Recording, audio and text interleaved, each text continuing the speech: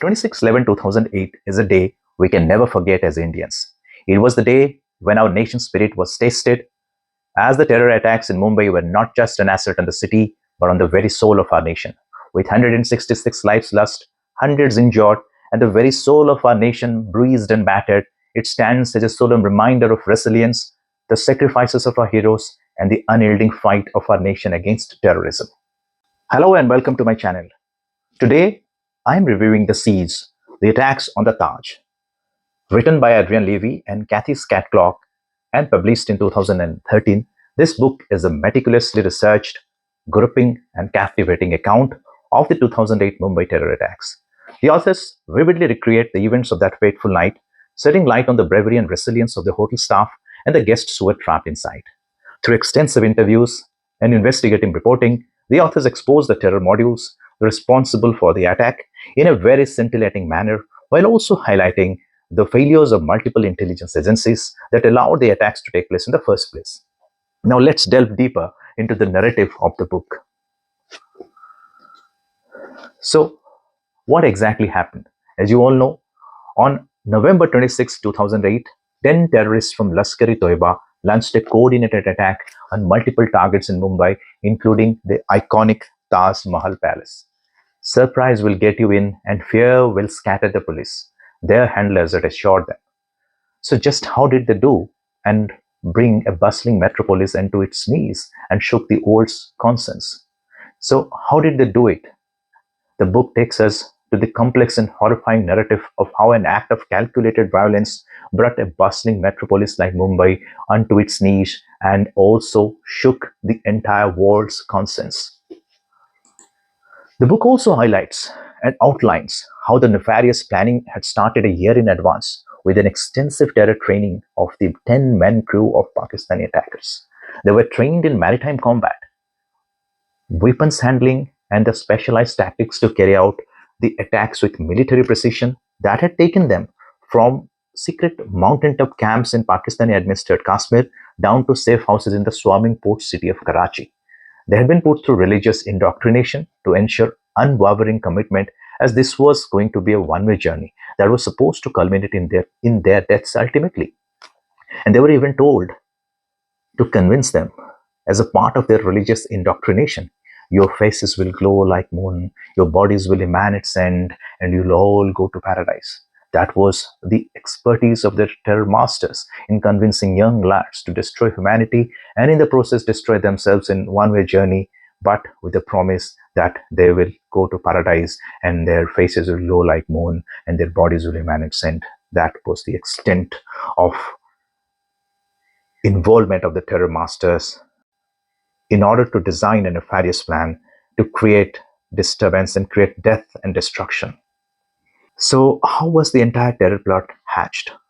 The terror plot had several key players who were involved. One of the most intriguing key players was named as David Coleman Headley. We'll read about him, we'll speak about him a little later. He was an American Pakistani terrorist who actually had conducted multiple reconnaissance missions in Mumbai to identify the potential targets, and he remains one of the most intriguing and curious characters in this entire narrative. The other key players include Hafiz Saeed. He was the alleged mastermind behind the attacks and the founder of Lashkar-e-Toiba. Zakir Rahman Lakvi, a senior Lashkar-e-Toiba commander who played a crucial role in planning and executing the terror attacks, and Ajmal Kasab, or simply known as Kasab. Kasab was the face of terror attacks for many. Kasab's capture as the lone surviving terrorist, his trial, his confession, and his eventual execution had offered a window into the indoctrination, training, and mindset of the attackers. Now, look at David Coleman Headley. As I told, he was the ultimate double agent. He was playing both sides with a chilling mix of cunning and audacity. He was actually never known as David Hadley from the beginning. He was born as Dawood Salim Kilani in Washington, D.C. in 1960. His father was a renowned Pakistani broadcaster and his mother was an American heiress. He was brought up in Pakistan in early years in a very conservative, religiously indoctrinated environment. But he moved to USA at the age of 16. And during the 80s, he was actually arrested for drug smuggling, and he became an undercover agent for the DEA, or the Drug Enforcement Agency of the United States, or Drug Enforcement Administration of the United States of America. Subsequently, when he had started getting into these terror organizations, he was advised either by himself or by his terror masters to change his name. So he anglicized his name to David Headley.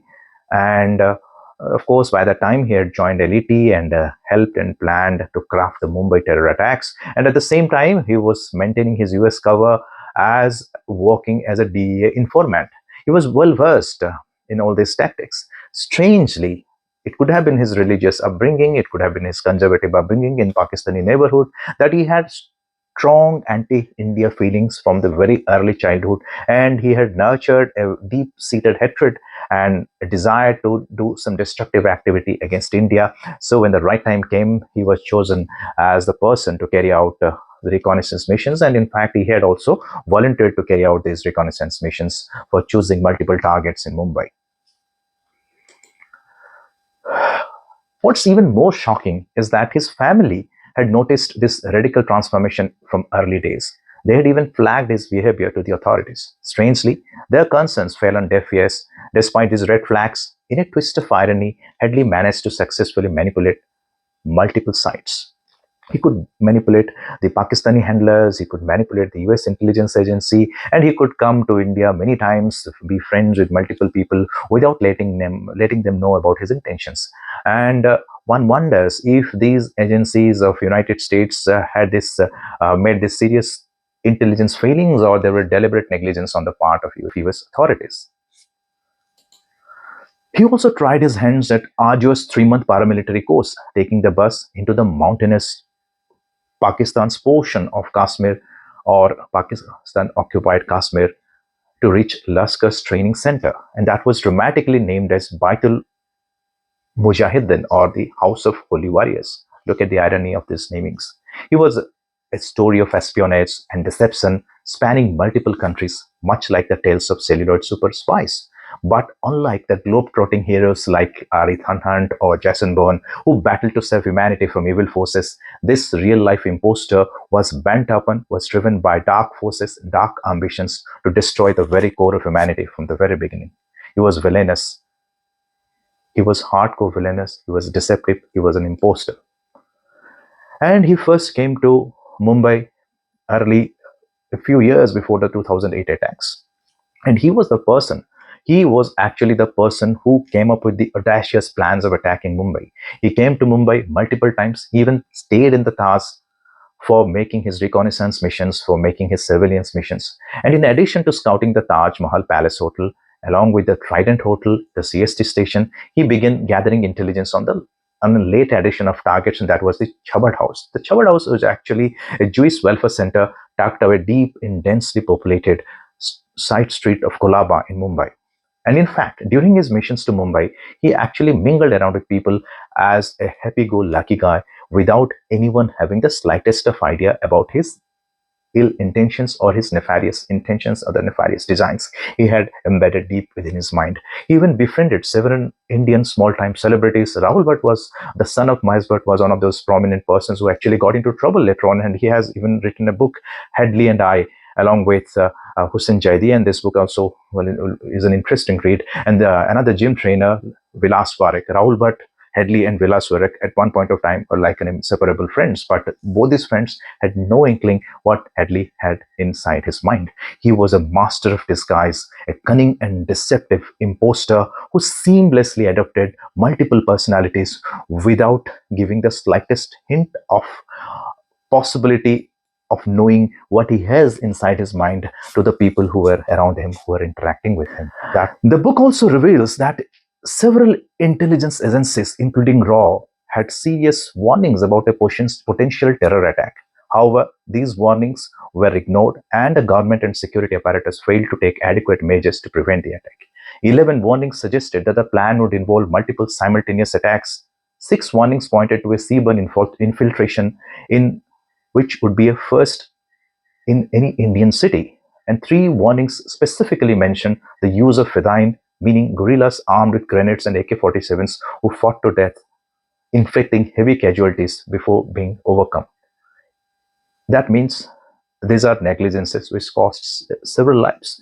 And these intelligence information passed on to Indian agencies must have been in a very cryptic manner. Otherwise, some action or the other would have been taken, or maybe the US authorities, who had so much of information, didn't have a clear cut idea of the intentions that Headley had in his mind, or he was just a master, the art of deception, who could really take them carried away, or who could mislead them with his own ways. That he was a charmer, actually. He could get out of any situation with his tricks and deceptive tactics. The book is at its emotional peak when the authors meticulously trace the horrifying sequence of events at the Taj as the heavily armed terrorists, ruthlessly guided in real time by handlers from across the border, unleash chaos with calculated brutality. The authors reconstruct the scenes with chilling precision, offering a minute by minute account of the attackers' movement as they go on firing indiscriminately, hurling grenades and settling parts of the hotel ablaze.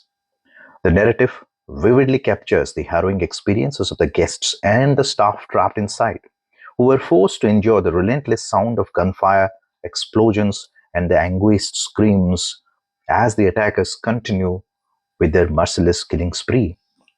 And it is in this stark and visceral recounting that Adrian Levy and Cathy Scott-Clark craft a masterful narrative which is both compelling and profoundly unsettling.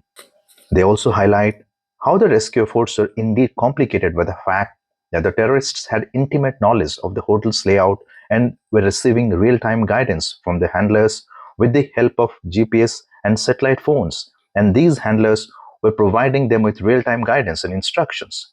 In fact, the terrorists had been given detailed information about the hotel's layout, including the location of rooms, the corridors, and the stairwells. Remember, David Coleman Hadley had precisely done multiple reconnaissance missions for this purpose, to give a detailed knowledge about the hotel's layout to the attackers in advance. And this is the knowledge that allowed the attackers to move freely and strike at will. No doubt it complicated the rescue efforts, but we all know, despite all these challenges, the rescue teams, including the Indian commandos, demonstrated remarkable bravery and skill in eventually neutralizing the terrorists and rescuing the hostages. The authors of the book also pay homage to the extraordinary bravery and resilience of the hotel staff and guests who were trapped during that attack. Some of the notable mentions are Amit Peshave, who was a manager at the Samiana, one of the restaurants at the Taj, and he actually led the guests to safety with remarkable courage and composure. Karambir Kang was a hotel's general manager who coordinated rescue efforts despite losing his own family in the attack. Faustin and Florence Martis were another father-daughter duo who prioritized helping others despite their own peril, and Hemant Oberoi, who was a grand executive celebrity chief, risked his own life to protect the guests. And these acts of courage turned the Taj into a symbol of resilience and humanity in the face of terror. The book also highlights tragic deaths of three top Mumbai police officers who were killed in the attack while on their way to Kama Hospital during the 26/11 attacks. These brave officers should always remain as the brave martyrs in our minds. To remember them, they were Hemant Karkare, Ashok Kamte, and Vijay Salaskar, who were actually part of an initial heroic response to the terrorist siege in the early hours of the attack. Another notable name to remember, whose face often appears every 26/11 anniversary of which we have had recently, is the name Constable Tukaram Omble. He became a symbol of extraordinary courage and resistance of the 26/11 attacks. He was a part of the team that captured the lone surviving terrorist, Azmal Kasab, alive. He was actually shot multiple times, but he held onto Kasab's weapon, allowing other officers to subdue the terrorists. His actions were instrumental in capturing the lone surviving terrorist, which actually subsequently went on to provide very crucial evidence that led to the identification of the perpetrators of the attack and their entire network, their modus operandi. The book also pays tribute to Major Sandeep Unikrishnan, a National Security Guard commando who displayed unparalleled bravery during the rescue efforts of the 26/11 attacks. Remember, he was heading one of the wings of NSG who had come to Taj to rescue the hostages and to destroy the terrorists. And he was martyred in this act while saving others. He was the first to enter the Taj Mahal Palace Hotel. He was leading his team in this dangerous operation to rescue hostages and neutralize the terrorists. So we'll always remember his name with respect and love.